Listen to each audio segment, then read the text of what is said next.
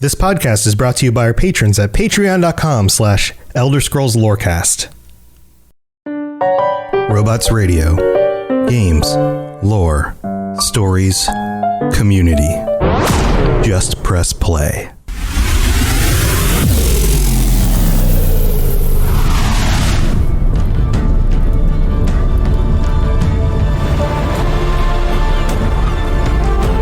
Welcome to the Elder Scrolls Lorecast, the podcast where we explore the amazing universe of the Elder Scrolls.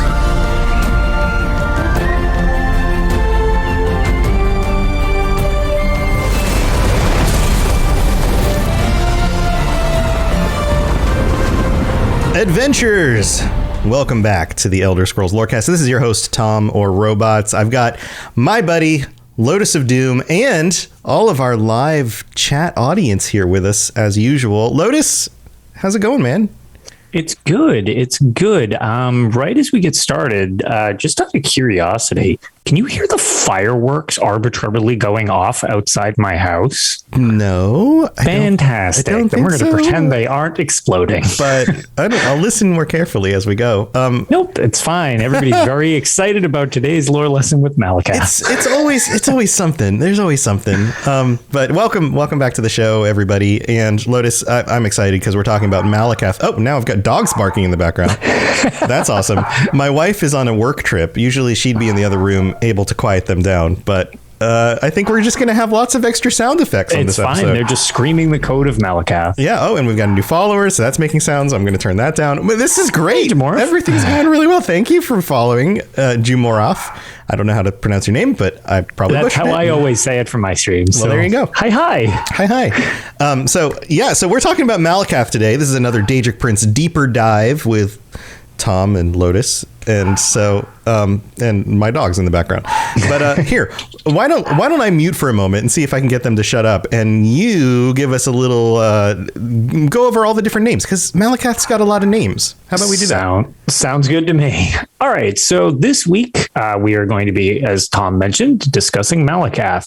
Malacath is the god of curses, Daedric Prince of the Bloody Oath, Lord of Ash and Bone, Lord of Monsters, Oathbreaker, Creator of Curses, He who speaks sideways, doki doki, the Furious One, the Keeper of the Bloody Curse, and the Defender of the Betrayed. A few of those seem a little weird, but he's also known as Malak or Malak. It's kind of always sounded the same to me, but it's one of those things where it's easier to notice when you're reading it.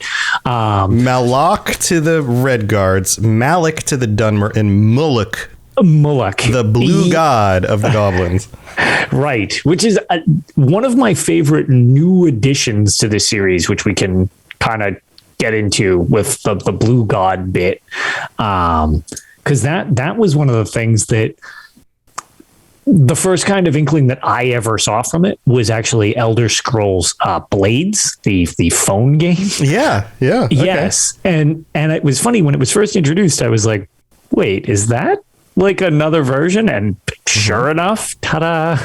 Yeah, he has a connection to a lot of the beast races, or the beast, I mean, not like the Khajiit, but like the other, what many of the sentient races consider lesser sentient races. The way that I always kind of look at them is like the scorned beast races, where they really shouldn't be classified different, but with the rampant racism throughout Tamriel, it's kind of like let's not deal with the orcs, since they've become fleshed out, because just briefly mentioning it, as it's not really relevant anymore to the series. Orcs, or Orsimer, when the series started, they weren't fleshed out as a full playable race. They were generic fantasy orc that you just have as an enemy in Elder Scrolls Arena. Right. So they've evolved into a fully fleshed out, designed race that you can actually be in the series with all sorts of benefits and background and all of this stuff. But that's not exactly how they started way back at the beginning. Yeah. So Malacath, we can't talk about Malacath without the potentially accurate history of his transformation from Trinimac. Yeah. Yeah. Why don't we dig into this a little bit? So we're gonna stay. We're gonna try to keep this to not have too much potty humor.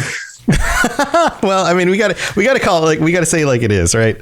Like, Indeed we do. So here, while I'm continuing to try to keep my dogs quiet, you want to fill people in real quick on how the story goes? Sure. So we'll give you a quick mythology, which is referred to on the unofficial Elder Scrolls pages as the terrible transformation of Trinimac. I love this.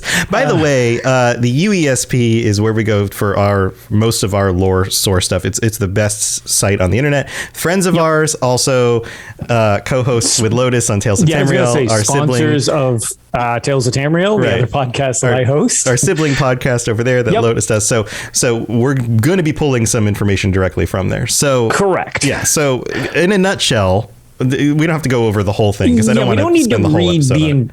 The entire mythology, but essentially what the legend is Trinimac was tricked into going into we talked about this on the Boethia episode too. Mouth, yeah, like yes, and that's why you can go more into it in that episode. But Boethia basically tricks Trinimac into being eaten for right. And as a result, to show his fallibility and all of that, she defecates him out, poops him right out. He just drops a deuce, drops some Malacath right on the floor. Yep. And Trinimac is forever changed. This is one potential origin story of Malacath. Now, many of his followers disagree with this interpretation of what actually happened because, of course, Malacath himself says it's far too literal. Right. Yeah, this is way too disrespectful and yada, yada, yada, yada. But it does lend into that identity of Malacath being kind of like the god of the scorned, the god of specifically for reasons just like this, the orcs and the goblins and the people who are kind of looked down upon, the lesser thans. Right. And the other thing about this whole poo story is the scorned that we're referring to, but the Orsimer, essentially the followers that go along with this, if you take the literal interpretation of that, take the excrement and just smear it on themselves, turning themselves along with their savior, so to speak, which is really just... It is not a great background story if you're trying to instill anything other than a bit of cringe. Yeah. I mean, it definitely smells of the kind of story that people put together in order to make fun of other people and their beliefs. They kind of, are poo-pooing on their beliefs almost literally. Yeah, it's a way of there is really not a lot of ways to be more dismissive of a group of people or anything like that than referring to someone as actual shit. Right. Like you are the way you are because of poo, because your god is poo and you guys are also poo. Right. It's like that is generally an insult, and that is the literal storyline to some people's idea of the creation thing, be it true or not, because again, it's hard to discern in this series. This would normally seem ridiculous, but also not so much with the Elder Scrolls. But it might be, right? It might be accurate. So the orcs in general, Malacath is most known for being venerated by the orcs, and they're the ones who they also call him Malak, Orc Father, Great Chief, the first orc. If you look at the iconography of Malacath, he often looks like an orc. Like he's one of the few, many of the other races, many of the other Daedra put themselves in a mortal-like form, but usually it's minish or elfish. it's Usually, very rare that you yeah. get them in some other form. Now, somebody like Sheogorath shows up as a cat sometimes, and depends on who he's whatever. hanging out with. And try explaining what a Hermaeus Mora is. Like, Right, there's right. exceptions to the rule, obviously, but Right. He's also known as the Daedric Lord of the Orcs, the Lord of the Sworn Oath and the Bloody Curse, and Ashpit's Lord. And there's a lot of really cool stuff that's come out around Malacath in ESO, specifically. In the mainline games, we only get so much of insight into Malacath. Malacath is one of the corners of the House of Troubles for the Dunmer. So we do get some of that going on with like Morrowind, and there are quests in like Skyrim and Oblivion that you can do that have to do with Malacath and his followers. But the greatest insight that I think that we get is from the Orsinium expansion in Elder Scrolls Online. Mm-hmm. Now, there's some cool stuff going on. I don't think we should spoil like we do with many of these things. We won't spoil the storyline there. But if you are interested in orc lore and Malacath and their connection to Malacath, there's definitely stuff that happens in Elder Scrolls Online. So it's worth checking out. Yes, and just, not storyline related so much as we were just talking about ways that he physically portrays himself. There's a really, really cool statue of him outside the Maelstrom Arena in the Hrothgar region in Elder Scrolls Online. Yeah. Now, there are some other races that know him in different ways. It's interesting the way the Nords see him. So in traditional Nordic beliefs, it's basically the combination of two deities, and this is one of those weird things that happens with many of these godlike beings, is that the origin stories and the belief systems and sometimes combine deities together or divide them apart, or they have these weird origin traditions. To the Nords, Malacath is Malak, Mauloch, the great god of the orcs, and also known as Mountain Fart. This is a legitimate thing in the lore. Mountain fart. Of course he is. Of course he is, right? It says here on the UESP, he is clearly identified with Malak and tests the Nords through warfare. He is considered a testing god. Then there's Orkay, Orkey, also called Old Knocker, who is the god of mortality. Orkay is a primary Atmoran death god, a lone god whose worship stems from the days when the Aldmeri ruled Atmora. He is said to be a fusion of aspects of Malak and Arkay, though others suggest that Arkay is a fusion of Orkay and the Aldmeri god Xarxes, which this stuff gets so twisted with just hearsay about who believes what about what god and what god actually existed, and were one of these actually mortals at some point that mantled didn't mount but mantled a god. There's a lot of this mixing around of these identities, so it does get a little bit confusing. Did you have something else you wanted to add in? I know I kind of jumped in there. Not on that section. Nope. Okay. Then there's, of course, to the Dunmer, he's one of the Houses of Troubles. They don't like him so much. He's kind of in there with the bad ones. Molag Bal, Mehrunes Dagon, and Sheogorath.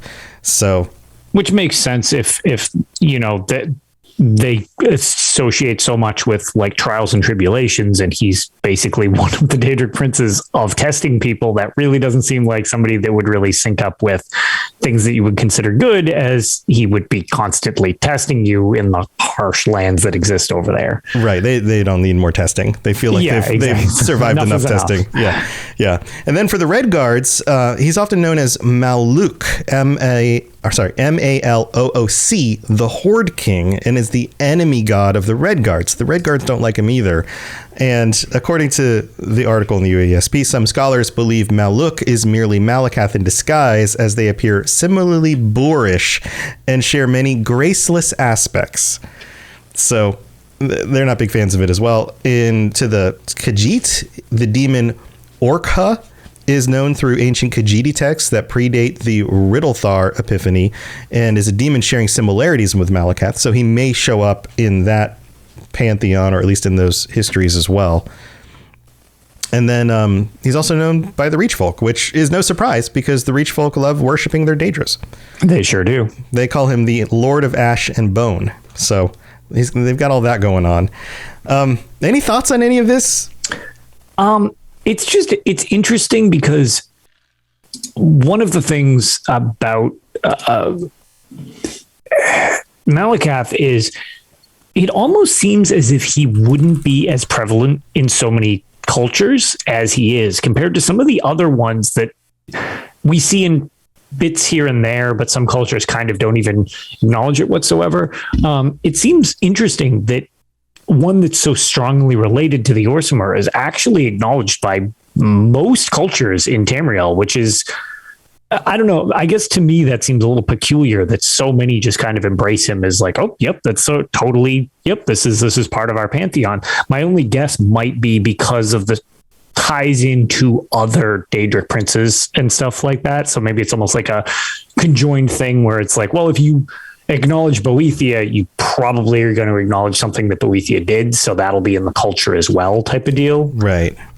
It's also nice to have these enemy gods, these nice to have being a reason to justify evil and terrible things happening in the world. This is one of those reasons why certain religions kind of developed the way they did, is because if you have these good gods that are there to help your culture around, how do you justify when terrible things happen? Right. Oh, well, it's the devil, or it's this, it's Malacath. What is the reasoning behind this other than an arbitrary, like this drought that killed so many people just happened? What's the reasoning to it? People want a reason for something. And sometimes the solution could be something like this. Like, oh, it's, we're being tested in this case by Malacath. Right. For example. Right. And, it makes sense because he's often tied to the Orcs. They don't like the Orcs. The imagery is Orc-like. And so you can see why maybe he gets kind of thrown under the bus for things sometimes that he doesn't have to do with. Now, what's, I think, most interesting about Malacath is the Code of Malak, which many of the Orcs hold to. And the code it's kind of like an honor code. It says here, the Code of Malak contains many simple precepts which are mostly tacit and include prohibitions on theft, murder, and assault, though ample exceptions are made to those rules. More explicitly, the code encourages respect for forging and blacksmithing, requiring vengeance for insulted honor, and recognizing that death in combat is pleasing to Malak. Orcs believe if something is not worth fighting for, it is beneath the code. So there are having a code in general is generally a good thing for a culture, and there are some reasons not to murder each other and steal from each other, kind of help the culture along. But there are ample reasons to justify things like, oh, well, this person slighted my armor, so now I have to go murder them.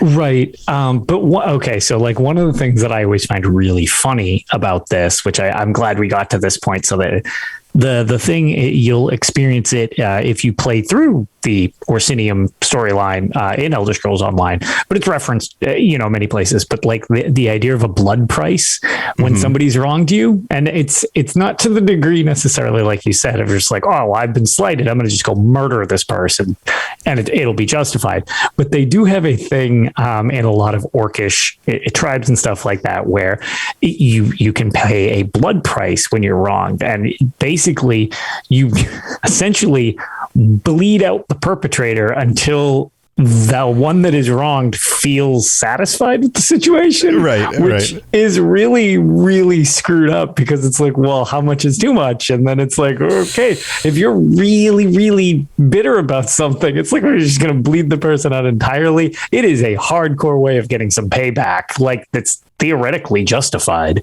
Right. So there's still a lot of mystery around Malacath. If we do take the Trinimac story to be true, then he has kind of a noble beginning and then was kind of, dropped into this other status where he is now the god of the downfallen and that kind of thing. But then if you take the Nord perspective and you go, well, maybe he's some sort of combination of Archae and Malak, or Orcae and and Morn God, all of the mixing together of that stuff, then it becomes a little bit more fuzzy. And then there's the Right. the potential that maybe he just always was. He always is and always was who he is. And all of these stories lack a certain level of truth because it's just confusing and old. Oftentimes these stories relate to things that happened during the Merithic era. Right. And we haven't experienced any of that in any games. And this is something that I think comes up all the time is the question of, well, when is the lore canon? Like, what is actually canon? And every time I've spoken with any developers at Bethesda, the answer is always nothing is canon unless you experience it in a game. Yeah. And so it like we get a lot of headcanon, and over the years people have talked about these characters, the Daedric Princes, so much that there are things that the community in general become more popular explanations. Sure, or you can extrapolate it in different ways too that can draw you to conclusions, but until it's concretely there, it's always one of those things where it's like, that's what's so interesting about the series is it's so unreliable from so many aspects. You just kind of do your best to land on what is the most plausible based on what we've seen. Right. The other thing is that and this is another logical fallacy a lot of people fall into, is that just because there are more points of reference to one theory than another in the games doesn't mean that that point is actually more likely to be true from a lore standpoint. Sure. It's like just be more common. It could just be more common. Like appeal to popularity, appeal to commonality. It does not mean that something's more likely to be true. It doesn't matter if at some point 99% of the humans on the earth thought the world was flat. The world wasn't flat.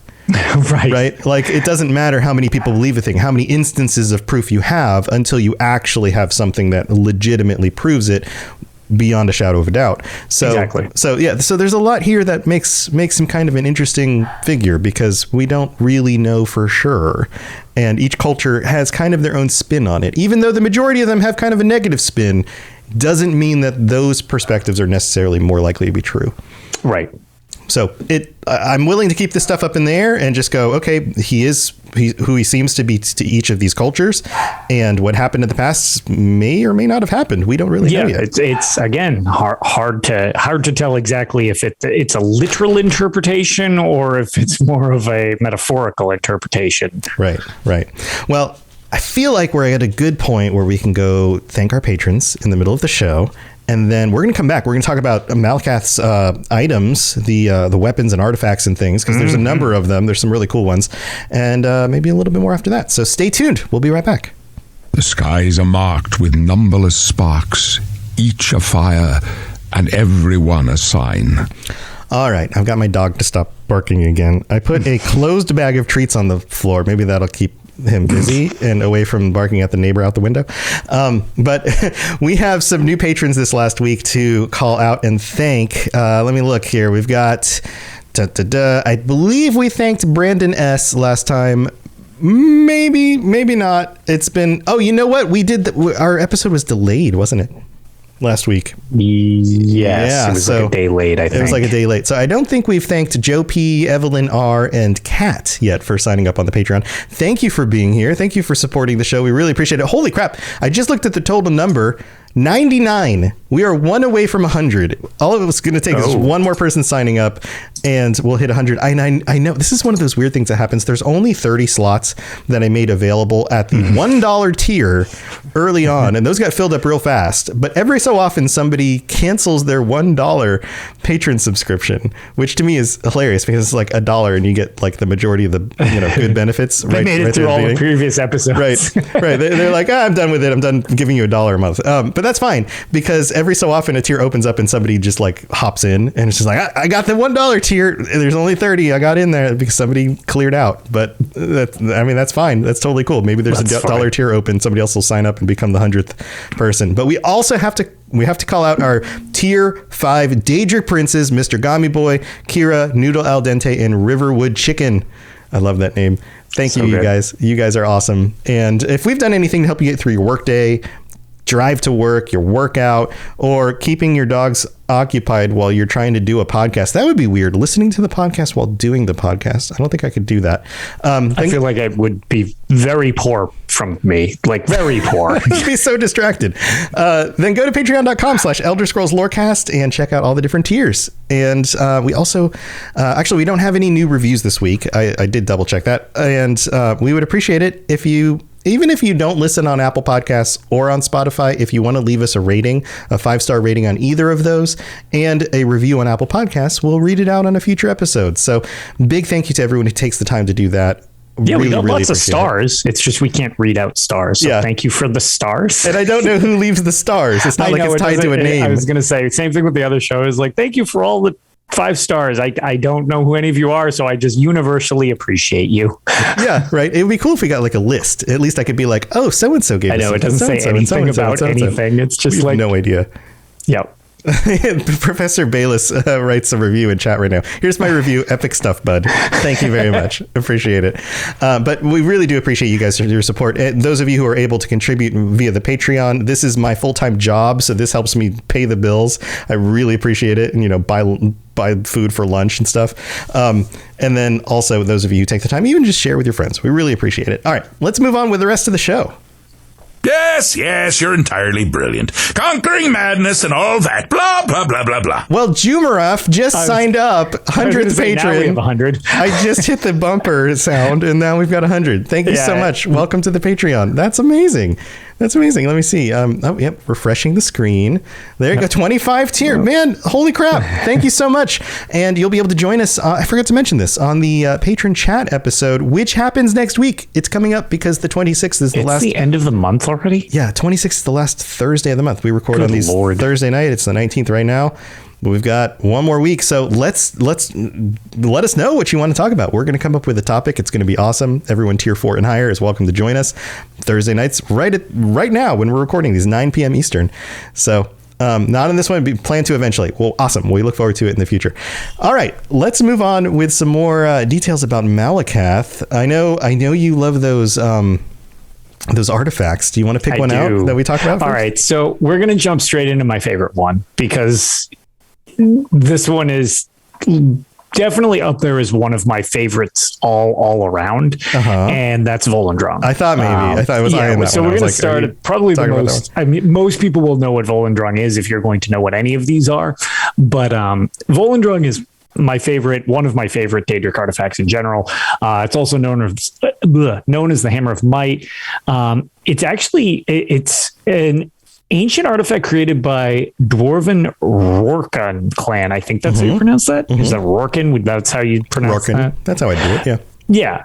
So the thing that's interesting about it is it is very Dwarven, and it's got some ebony, and then it's got like a corrupted influence in it if you haven't already seen it.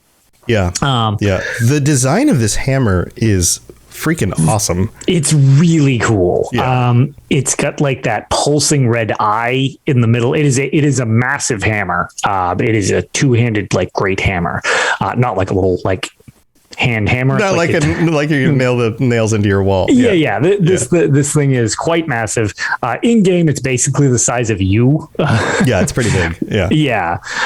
For unknown reasons, Volendrong became a Daedric artifact of Malacath, which is why I thought it was so interesting when I first came into this thing. I was kind of like, why does this thing look almost like a warped Daedric artifact? And apparently it was just kind of like, it seems like more or less taken by Malacath more than like presented to Malacath. Right. But the other thing about it, which is actually funny because it's not really mentioned too much in the UESP, so I'll have to do this off memory. But basically, for anybody who plays the PvP side to Elder Scrolls Online, the giant overworld is in the center of the map, Cyrodiil, just same place that you would play when you're playing Elder Scrolls 4 Oblivion.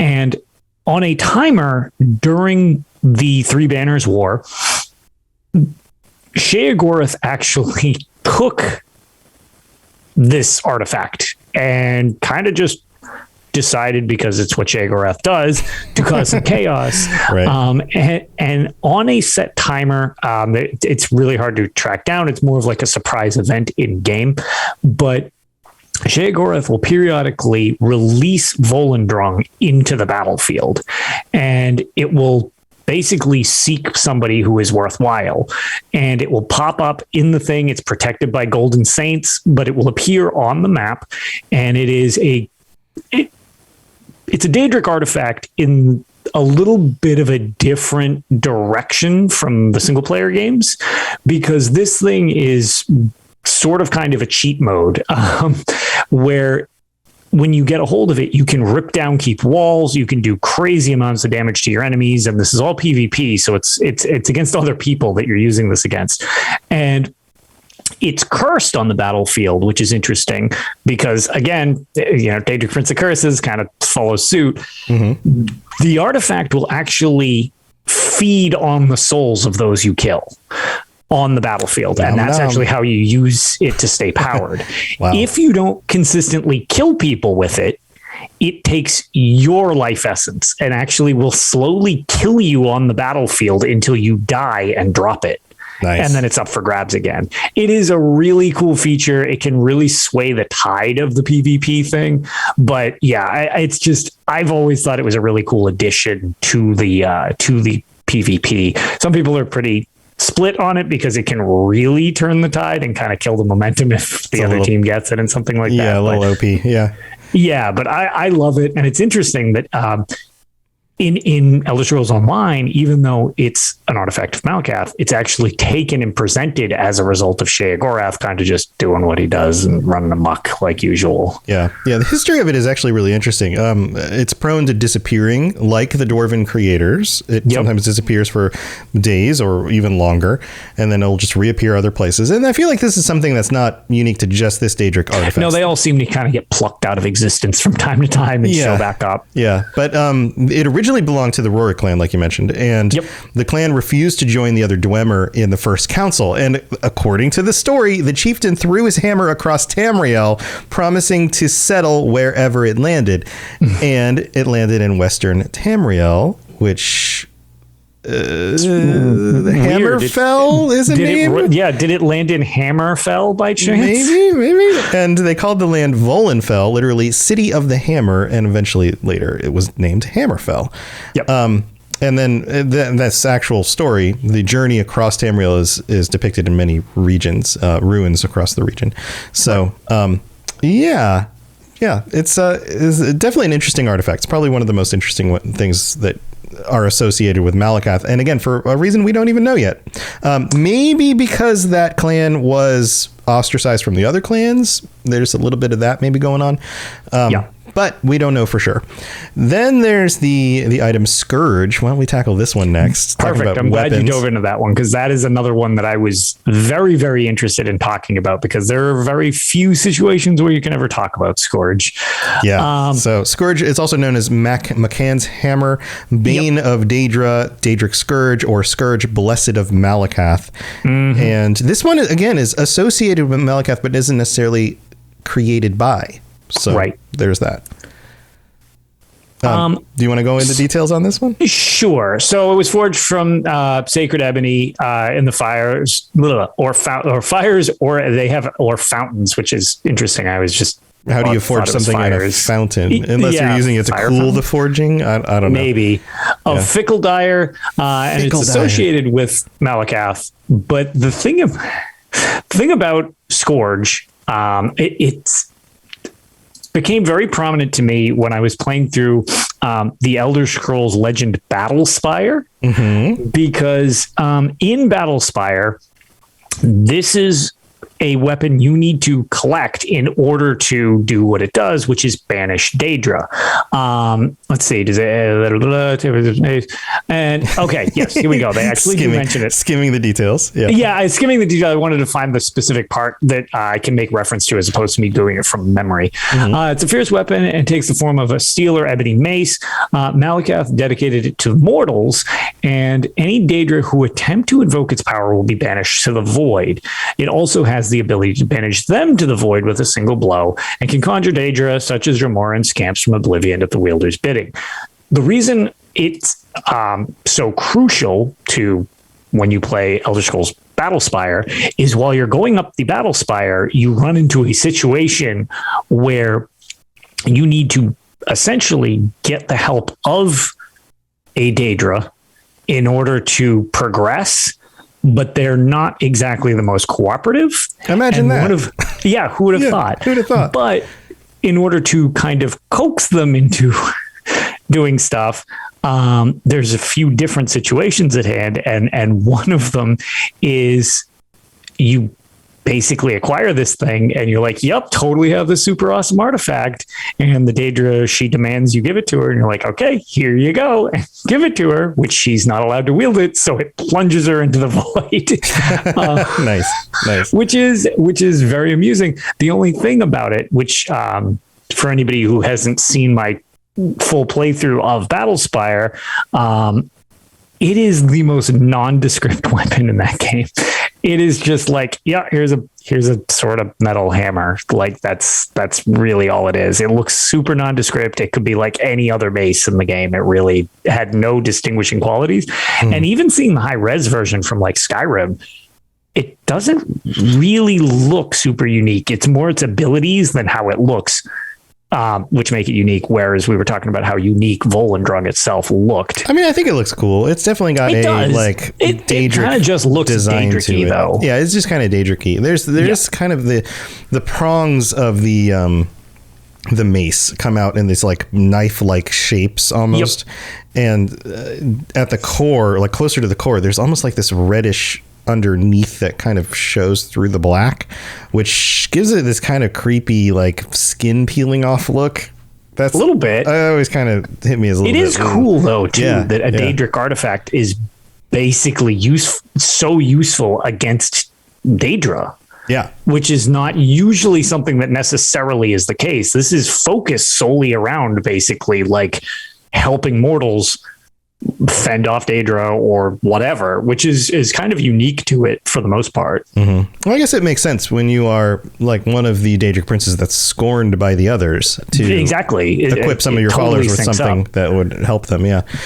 So we've got some other things too. Those are the weapons. We've got some armor. So the Savior's Hide, which we talked about. Hersine's Hide. Everybody owns the Savior's Hide. The Scourge of the Oathbreaker. We talked about this one before. We don't need to recover that one. But sometimes this is associated with Malacath. And it's another one of those with kind of vague origins.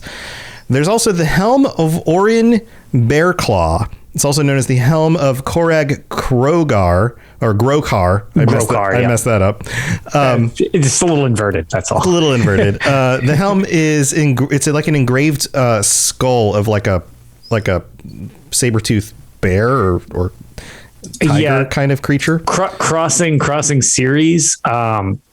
If you play Fallout, if you ever have the bear fist thing for melee, it looks not exactly, but it looks really similar to if you're using the bear face thing as a melee weapon. Yeah, that's true.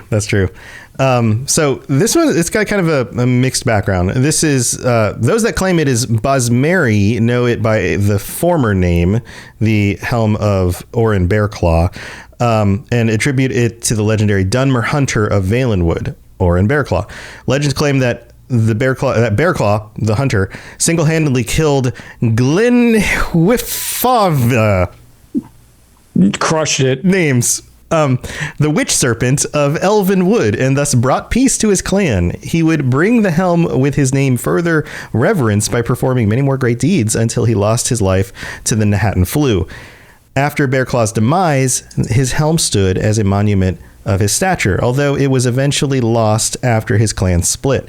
But those that call the helm by its latter name believe that Orin was falsely credited and that the feats were actually performed by his orc friend, Korag Grokar, hero of the Shatul clan. Thus, they consider it an orcish artifact, and the relic has been claimed by Malacath himself due to association with the orcs. So there's a little bit, another one of those, like, were the great things done by an orc, but somebody stepped in and said, well, the orc can't take credit, I'll take credit for this. Yep. Or was it the other way around? We really don't know. Hard to say. Then we've got a few other little trinkets. There are the brutal bands, which are heavy iron rings. When a brutal band is worn, the wearer's hands instinctively curl into fists, and the sound of distant drums and crashing steel fills the ears of the wearer, imbuing them with the bitterness of orc kind. The bitterness of orc kind is my new metal band. And all the strength of Malacath. The Orsinium Codex states that the brutal bands are from Malacath himself and that they were forged in the Ash Pit. That's kind of cool. Yeah, we'll get into the Ash Pit to kind of probably close things out. Yeah, we need to touch on the Ash Pit. And then real quick, we can kind of finish this up with the Vengeful Eye, which is an amulet associated to Malacath. It is a relic carved in to both the orcs, or I'm sorry, sacred to both the orcs and Reachfolk of the Winterborn clan. It is a plain amulet carved with the symbol of an eye.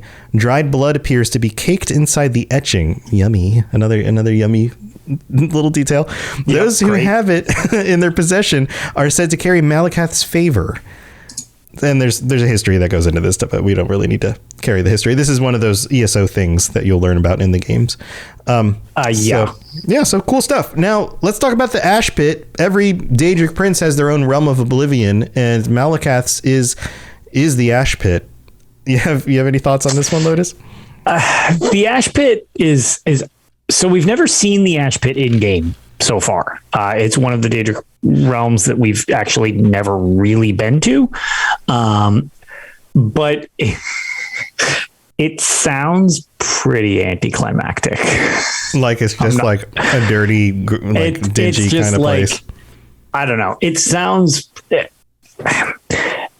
one of the ones that is kind of like, you know, the Deadlands, for all it's worth, it got fleshed out a little more recently in ESO, where it was more than just generic hellscape type of thing. Even though that's kind of this, the Ash Pit has always kind of struck me as different generic hellscape more than anything really all that unique. Less lava, more toxic and ash-filled air, and just think poison air, a lot of soot, ash, and debris. I assume just it makes me think of this kind of almost, again, drawing on Fallout. Some of when you play New Vegas, there's just the Mojave Wastes. I think of something very similar. It's just desolate. There's just toxic air all around you. It's just remains of what things were before they were scorched into oblivion type of thing, I guess.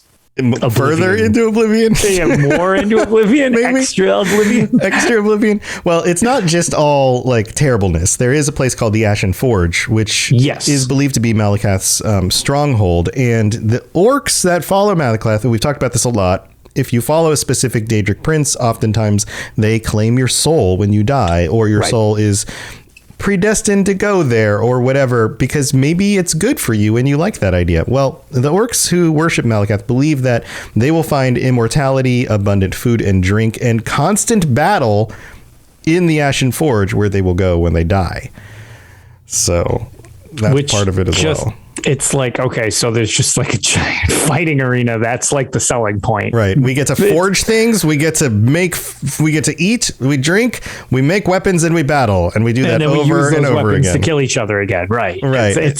But again, if that's their draw to life, that seems I can just keep being in battle. And if I am fought, if somebody fells me, I can just come back in and try again with a different strategy. It's that seems I get the appeal of that being heaven then. That's exactly what you'd be looking for. Well, those people who want to become werewolves and then go live with Hercene and do the hunt all the time. That's the thing they love. That's what they want to do.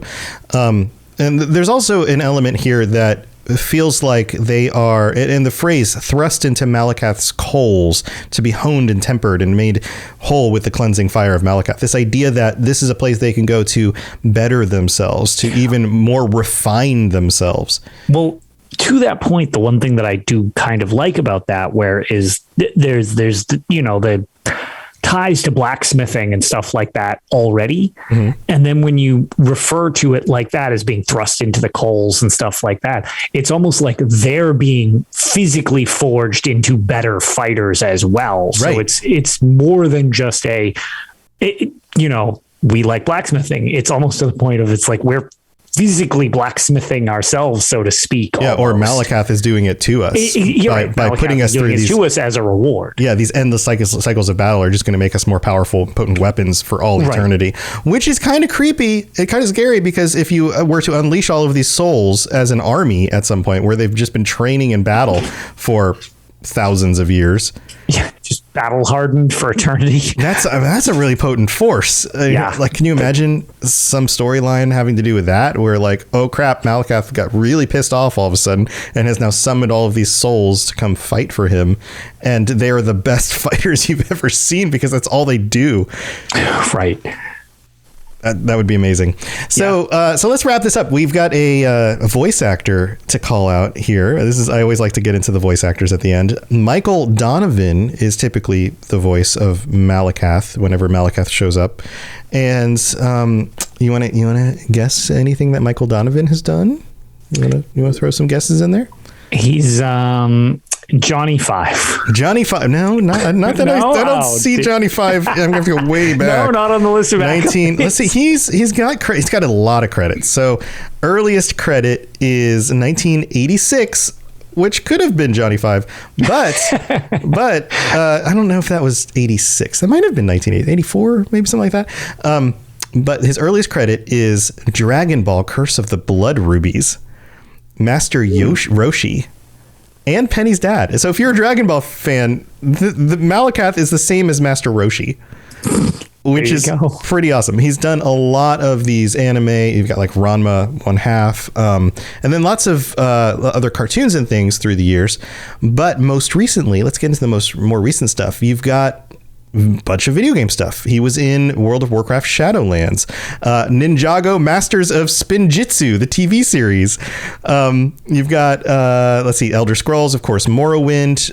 There was a number of different voices in some of the other Elder Scrolls games. A bunch of the Lego TV shows, like Lego Star Wars. He was a TIE fighter pilot, and Obi-Wan. He's done the voice of Obi-Wan. Okie dokie. For Lego Star Wars. Yeah. Then there's some Final Fantasy stuff, a bunch of Lego stuff, a little bit of Star Trek video game voicing, like kind of a variety of things. Guild Wars 2. Wide variety. Yeah. Guild Wars 2, Malik, which is weird because that's Malyck, but such a similar name, right? Yeah. Also has done the voice of it's done the Iron Man TV series in 2010. Was not Iron Man's voice. I'm getting this wrong. Was Captain and Nakai. I don't know if I've seen that. But a wide variety of stuff. Indeed. Interesting. Very interesting. And he's obviously been a voice actor for quite some time. Yep. Got a really long history of stuff. In Elder Scrolls 5 Skyrim was also not only the voice of Malacath, but also the voice of Codlac Whitemane. Oh, okay. So other characters you might recognize. Yeah. I could kind of see that now that you say it. So there we go. That's Malacath for you. Any closing thoughts? So closing thought from me, because it's much too long to read. When there's a book I specifically like from the series, I do kind of like to reference it because a lot of these Daedric Princes do have good ones. And if they're short enough, we can read them on the show. This one is not. It is quite long. So I saved it for the end just as a mention. Do yourself a favor and I've mentioned these before, but this one is the 16 Accounts of Madness, which is another Sheogorath based thing tying into all his stuff that he does. If you look up volume 12, that one is very specifically related to a story with Malacath. Strong suggestion to do yourself a favor and read that one. It is a very good story. It is definitely a legitimately long enough story. It'd probably add 15 minutes to the show if we tried to read it back and forth. So I feel like it might not be worth doing there, but yeah, I would definitely say do yourself a favor, read volume 12 of the 16 Chords of Madness. Nice. And we're going to close this out with Sheogorath's opinion about Malacath, which I think is just kind of cute. He says, that he's not popular at parties.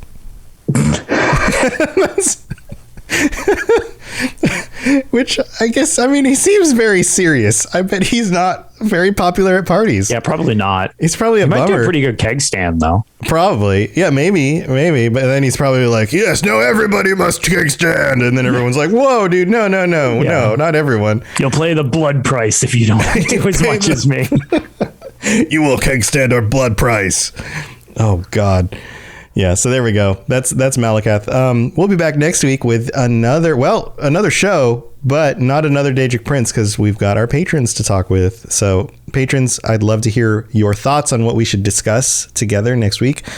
Log into the Discord. Send me some ideas. We want to hear your ideas. I try to make this focused on you guys. If you don't come up with any ideas, I'll throw out an idea, but I'd love to hear your thoughts.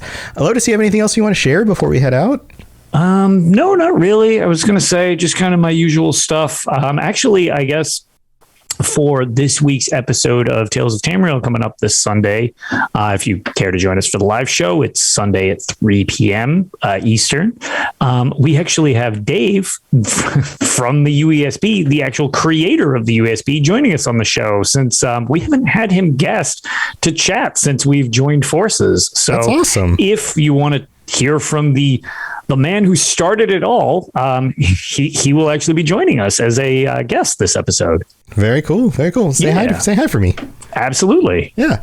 Awesome. Yeah. Go check out Tales of Tamriel. You'll get more stuff about like recent news and what's going on in ESO and that kind of stuff. It's definitely a show to go to for that.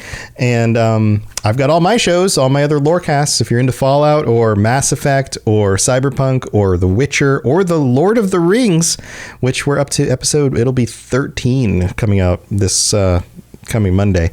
So awesome stuff there. Robotsradio.net is the place that you can go to find all of the different shows, all the different links to all of the shows on the network, my shows, Lotus's other show, and then so many other great creators who have joined us. So go check that stuff out. And I think that's it, guys. We'll see you next time. And until then, stay safe out there and try not to get pooped out by other godly beings, because then everyone will make fun of you until the end of time. All right, guys, we'll see you later. Bye, everybody. See you later. Thanks for joining us. We'd love to hear from you. You can reach me on Twitter at robots_radio or Lotus of Doom at Lotus of Doom. Also, you can join us on the Robots Radio Discord channel. You can easily just search Robots Radio Discord on Google or check the description underneath the podcast. Also, this podcast is recorded live every week on Thursday nights, 9 p.m. Eastern, 6 p.m. Pacific on the Robots Radio channels on Twitch, YouTube, and on Facebook. So just search Robots Radio on any of those platforms. Come join us. We'd love to chat with you while we record the show, or before or after. Either way, just come hang out with us. And if you're looking for more information about my shows and the shows on the Robots Radio Network, go to robotsradio.net for all the information about all the shows on the network, including the Robots Radio Rocket Club, where I help both new and existing podcasters to grow their shows, build their audiences, and create the best podcasts they possibly can. All of that at robotsradio.net. We'll see you next time.